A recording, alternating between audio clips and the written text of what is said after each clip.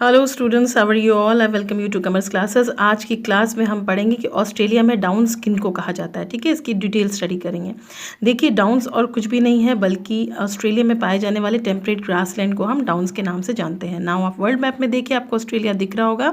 ठीक है ना, ऑस्ट्रेलिया में जो येलो कलर का ये रीजन आप देख रहे हैं, यही है टेम्परेट ग्रासलैंड का रीजन। ठीक है, यानी यहीं पे ये ग्रासलैंड्स पाए जाते हैं। तो ज़्यादातर मोस्टली जो है साउथ ईस्टर्न ऑस्ट्रेलिया में पाया जाता है। ठीक है, नाउ अब हम इसको डिटेल में देख लेते हैं। देखिए, ये है ऑस्ट्रेलिया का मैप और मैंने इसके कुछ रीजन्स को अंडरलाइन किया हुआ है, जैसे Queensland, South Australia, New South Wales and Victoria. ये जो ऑस्ट्रेलिया के 4 रीजन्स हैं, इन्हीं में डाउन्स जो है सबसे ज़्यादा स्प्रेड है, सबसे ज़्यादा फैला हुआ है। ठीक है, तो ये ईस्टर्न साइड हम देख रहे हैं कि ये ग्रासलैंड्स डाउन्स पाए जाते हैं। ओके, नाउ अब हम कह सकते हैं, क्योंकि हमने पिछले स्लाइड में देखा कि ये क्वींसलैंड से स्टार्ट होता है, तो क्वींसलैंड में भी जो है ये साउथ ईस्टर्न से, यानी क्वींसलैंड रीजन के साउथ ईस्ट से स्टार्ट होता हुआ नीचे की तरफ साउथ वेल्स तक जाता है, फिर उसके नीचे विक्टोरिया तक जाता है और थोड़ा सा सदर्न ऑस्ट्रेलिया की तरफ भी ये जाता है। ठीक है, नाउ डाउन्स क्या है, देखिए ये एक टेबल लाइक स्ट्रक्चर है, यानी कि थोड़ा सा ज़मीन से उठा हुआ स्ट्रक्चर है। उसके बाद ये पूरा ऊपर प्लेन है। ठीक है, और यहाँ पे ऑफकोर्स रेनफॉल बहुत ही एवरेज होती है और लैंड, जैसे कि बाकी ग्रासलैंड्स में लैंड बहुत ही फर्टाइल है और एग्रीकल्चरल लैंड है, यहाँ भी लैंड बहुत ही फर्टाइल है। ठीक है, देखिए वैसे तो ये ग्रासलैंड ऑस्ट्रेलिया के कई रीजन्स में पाया जाता है, लेकिन इसमें क्वींसलैंड और न्यू साउथ वेल्स में जो पाया जाता है ग्रासलैंड, इसको हम एक और नाम से जानते हैं।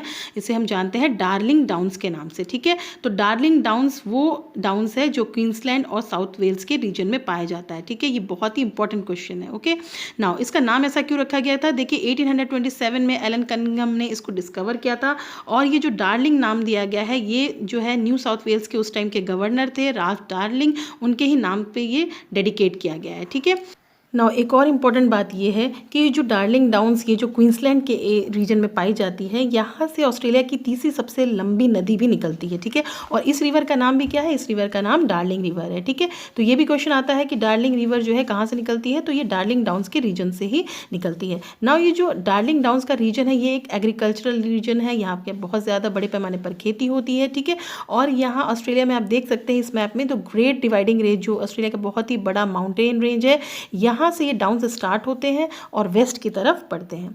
ठीक है, अब ये एक बहुत ही बड़ी major wheat and dairy belt है। ऑफ कोर्स यहाँ पे खेती होती है, तो गेहूं का उत्पादन बहुत ही बड़े पैमाने पे होता है।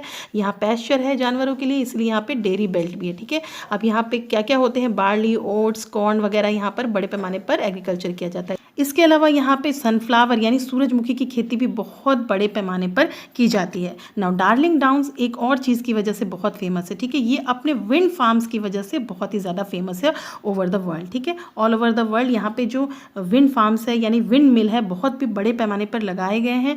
और क्योंकि ये बहुत ही ओपन और ह्यूज एनवायरनमेंट है, इसलिए ये विंड एनर्जी को दूसरी एनर्जी में कन्वर्ट करके यहाँ पे इरिगेशन का काम किया जाता है, यानी कि खेतों को जो सिंचाई की ज़रूरत पड़ती है वो इनकी मदद से की जाती है। तो टिल डेट अभी कम से कम 100 से ज़्यादा विंड मिल यहाँ पे इंस्टॉल किए जा चुके हैं। ठीक है ना, इसके अलावा एक और चीज़ है जो यहाँ पे यूटिलाइज़ की जाती है, येस ऑफकोर्स सन की एनर्जी भी यहाँ पे यूज़ की जाती है बहुत ही बड़े पैमाने पर। और ये जो डार्लिंग डाउन्स है, ये अपने सोलर फार्म की वजह से भी काफ़ी फेमस है। ठीक है, तो कई सोलर पैनल यहाँ पे लगाए जाते हैं।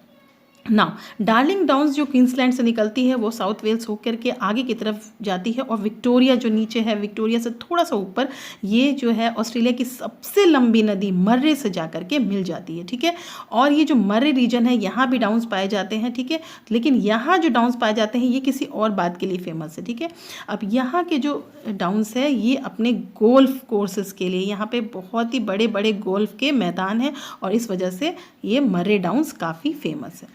तो आई होप आपको डाउन्स के बारे में एनफ इन्फॉर्मेशन मिल गई होगी। अगर आपको ये वीडियोस पसंद आते हैं तो प्लीज़ इसे लाइक, शेयर और सब्सक्राइब ज़रूर करें। Thank you and have a nice day.